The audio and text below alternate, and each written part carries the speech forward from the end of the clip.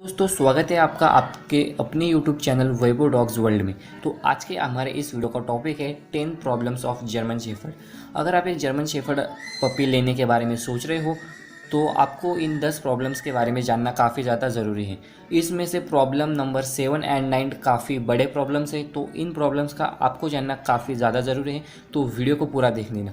अगर आप German shepherd के 10 प्रॉब्लम्स के बारे में जान लेते हो तो आपको डिसाइड करने में आसानी होगी कि आपको एक जर्मन शेफर्ड पपी लेना चाहिए या फिर किसी और डॉग ब्रीड की तरफ देखना चाहिए। तो जर्मन शेफर्ड का फर्स्ट प्रॉब्लम है वेट गेन। जी हाँ दोस्तों, जर्मन शेफर्ड आपको कितने पतले दिखते हैं। आपने अक्सर जर्मन शेफर्ड पतले ही देखे होंगे, कुछ ज़्यादा ओवरवेट वाले जर्मन शेफर्ड तो आपने बहुत कम ही देखे होंगे। तो जर्मन शेफर्ड के साथ ये प्रॉब्लम हमेशा होती है, इनका वेट जो है जल्दी गेन नहीं होता, ये जल्दी से मोटे नहीं हो पाते। अगर हम लैब्राडोर देखें तो वो काफ़ी जल्दी वेट गेन कर लेते हैं, बट जर्मन शेफर्ड का पूरा डिफरेंट है। जर्मन शेफर्ड को वेट गेन कराने में आपको अपने तरफ से काफ़ी ज़्यादा एफर्ट्स देने पड़ेंगे, उसे अच्छे अच्छे क्वालिटी का डॉग फूड देना पड़ेगा, तब जाकर आपका जर्मन शेफर्ड का वेट गेन होगा। तो सेकंड प्रॉब्लम है लेग बेंडिंग। अगर आप फ्लैट में रहते हो या फिर आपके घर में जो टाइल्स है वो एकदम प्लेन है, जो कि जिसमें डॉग का पैर फिसल सकता है, तो इस कंडीशन में जर्मन शेफर्ड के साथ लेग बेंडिंग की प्रॉब्लम काफ़ी ज़्यादा देखी जाती है। तो अगर आपके घर में टाइल्स एकदम प्लेन है तो आपको खास ख्याल रखना पड़ेगा कि आप ज़्यादा से ज़्यादा जो है उसे टाइल से दूर रखो या फिर एक केज के अंदर रख पाओ। तो थर्ड प्रॉब्लम जर्मन शेफर्ड के साथ हमेशा ये होती है कि ये थोड़े से जो है एग्रेसिव हो जाते हैं। तो इनका एग्रेसिवनेस का कारण जो है पूरा ओनर पर डिपेंड होता है। आप चाहो तो एक जर्मन शेफर्ड को फ्रेंडली डॉग ब्रीड भी बना सकते हो और आप चाहो तो जर्मन शेफर्ड को एक एग्रेसिव डॉग ब्रीड भी बना सकते हो। वैसे देखा जाओ तो जर्मन शेफर्ड को गार्डिंग पर्पज़ के लिए यूज़ किया जाता है और जर्मन शेफर्ड का थोड़ा बहुत एग्रेसिव होना तो बनता है।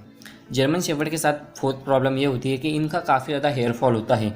जब ठंड से गर्मी आती है या फिर गर्मियों से ठंड आता है तो जर्मन शेफर्ड का साल में 2 बार काफ़ी ज़्यादा हेयर लॉस होता है और हेयर फॉल की प्रॉब्लम काफ़ी ज़्यादा होती है। तो आपको जर्मन शेफर्ड की रेगुलरली ग्रूमिंग करनी पड़ेगी उन दिनों में, और आपको काफ़ी एक्सपेंसेस भी आएंगे जर्मन शेफर्ड के ऊपर, जैसे उनके हेयर के शैम्पूज, कंडीशनर, वो सब उनके बाल में लगाने के लिए। तो वहाँ पर आपका खर्च बढ़ जाएगा अगर आप जर्मन शेफर्ड ले रहे हो तो। फिफ्थ नंबर का प्रॉब्लम है don't live alone. German shepherd's को अकेले रहना बिल्कुल ही पसंद नहीं होता है। अगर आप ये सोचते हो कि मैं 9 to 5 जॉब करूंगा और तब तक मेरा जर्मन शेफर्ड घर में अकेले रह लेगा, तो ऐसा बिल्कुल भी नहीं होता। अगर आप जर्मन शेफर्ड्स को घर में अकेला रखते हो तो अकेला रहने के कारण उनका चिड़चिड़ापन बढ़ जाएगा और वो ज़्यादा एग्रेसिव हो जाएंगे। और काफ़ी बार ऐसा देखा जाता है कि जो डॉग्स घर में अकेले रहते हैं तो वो डिप्रेशन में चले जाते हैं।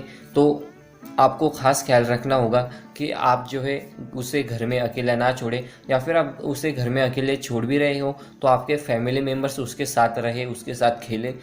तो आपको इन सब बातों का ध्यान रखना पड़ेगा अगर आप एक जर्मन शेफर्ड लाना चाहते हैं तो सिक्स्थ प्रॉब्लम है जर्मन शेफर्ड का small house. German shepherd small house में नहीं रह सकते। अगर आप सोचते हो कि जर्मन शेफर्ड्स को हम एक छोटे से घर में रखोगे तो वो पॉसिबल नहीं है। जर्मन शेफर्ड एक medium to large size dog breed है और इन्हें काफ़ी ज़्यादा जगह चाहिए होती है और ये high energy level dog breed है।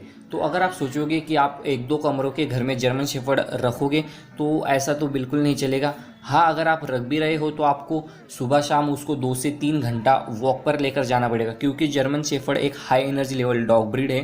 तो आपको जर्मन शेफर्ड को रेगुलरली एक्सरसाइज करानी पड़ेगी और उसके साथ साथ आपकी भी एक्सरसाइज हो जाएगी। तो 7th नंबर का प्रॉब्लम है skin infection and ear infection. German shepherd के कान जो है खड़े होते हैं तो इनके कानों में जो है वो जम्स वगैरह, धूल जो उड़ती है, डस्ट होता है, तो वो उनके कान में चला जाता है। अगर आप उन जर्मन शेफर्ड्स के कान मतलब 1-2 दिन में आपको साफ़ करने चाहिए या फिर हफ्ते में एक बार तो साफ़ करनी ही पड़ेगी।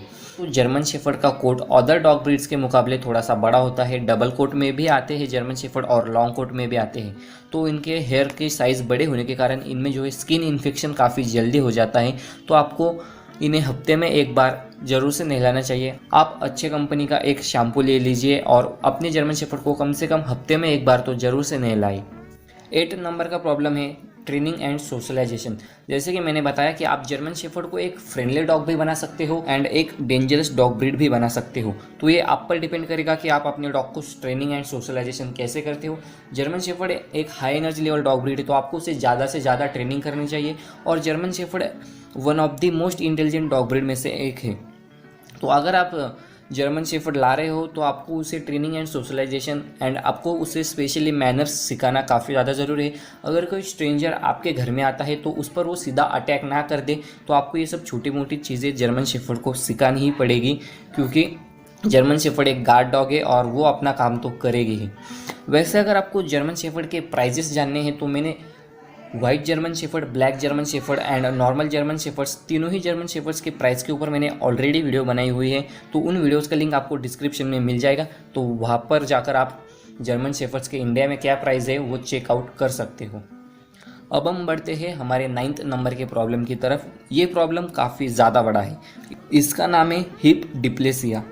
अगर आप एक जर्मन शेफर्ड ला रहे हो तो उसके आप पीछे के लेग्स देखोगे तो थोड़े बेंड होते हैं। आजकल तो एंगुलेशन के नाम पर ज़्यादा ही बेंड लेग्स के जर्मन शेफर्ड आ रहे हैं। तो आप ट्राई करना कि जिस जर्मन शेफर्ड पपी के लेग थोड़े से कम बेंड है, थोड़ा सा कम एंगुलेशन है, वो आप जर्मन शेफर्ड लाए। लेकिन आप एंगुलेशन वाला जर्मन शेफर्ड ही लाना चाहते हो तो आपको खास ख्याल रखना पड़ेगा, क्योंकि इन्हें जो है हिप डिस्प्लेसिया नाम की एक बीमारी हो जाती है, जिसमें इनके जो पीछे के 2 पैर होते हैं वो काम करना बंद कर देते हैं, एकदम पैरालिसिस की तरह हो जाते हैं। 10th नंबर का प्रॉब्लम है जर्मन शेफर्ड्स को ज़्यादातर लीवर एंड किडनियों की बीमारी हो जाती है, क्योंकि जर्मन शेफर्ड्स को वेट गेन कराने के चक्कर में लोग जो इन्हें कच्चे एग्स खिला देते हैं या फिर मीट, मतलब हर रोज़ मटन खिला रहे हैं, मीट खिला रहे हैं सुबह शाम, तो उसके कारण ज़्यादा मीट और रॉ एग्स खिलाने के कारण जो है इन्हें लीवर एंड किडनी की दिक्कत आ सकती है। तो दोस्तों ये थे जर्मन शेफर्ड के 10 प्रॉब्लम्स। ये प्रॉब्लम्स कोई काफ़ी बड़े प्रॉब्लम्स नहीं हैं। अगर आप दिल से जर्मन शेफर्ड खरीदना चाहते हो तो ये प्रॉब्लम्स आपके लिए कोई मायने नहीं रखेंगे, क्योंकि अगर आप दिल से जर्मन शेफर्ड खरीद रहे हो तो आप इन प्रॉब्लम्स को जर्मन शेफर्ड में आने ही नहीं दोगे। आप अपने जर्मन शेफर्ड्स के लिए बेस्ट ओनर बनने की ट्राई करना, तो आपके जर्मन शेफर्ड्स में ये सारी प्रॉब्लम्स नहीं देखने को मिलेगी। सो दोस्तों हम 6000 सब्सक्राइबर्स के काफ़ी ज़्यादा क्लोज है। अगर आप चैनल को अभी तक सब्सक्राइब नहीं किए हो तो चैनल को सब्सक्राइब कर देना और वीडियो को भी लाइक कर देना। दोस्तों स्वागत है आपका आपके अपने YouTube चैनल वैभव डॉग्स वर्ल्ड में। तो आज के हमारे इस वीडियो का टॉपिक है 10 प्रॉब्लम्स ऑफ जर्मन शेफर्ड। अगर आप एक जर्मन शेफर्ड पपी लेने के बारे में सोच रहे हो तो आपको इन 10 प्रॉब्लम्स के बारे में जानना काफ़ी ज़्यादा ज़रूरी है। इसमें से प्रॉब्लम नंबर 7 एंड 9 काफ़ी बड़े प्रॉब्लम्स है, तो इन प्रॉब्लम्स का आपको जानना काफ़ी ज़्यादा ज़रूरी है, तो वीडियो को पूरा देख लेना। अगर आप जर्मन शेफर्ड के 10 प्रॉब्लम्स के बारे में जान लेते हो तो आपको डिसाइड करने में आसानी होगी कि आपको एक जर्मन शेफर्ड पपी लेना चाहिए या फिर किसी और डॉग ब्रीड की तरफ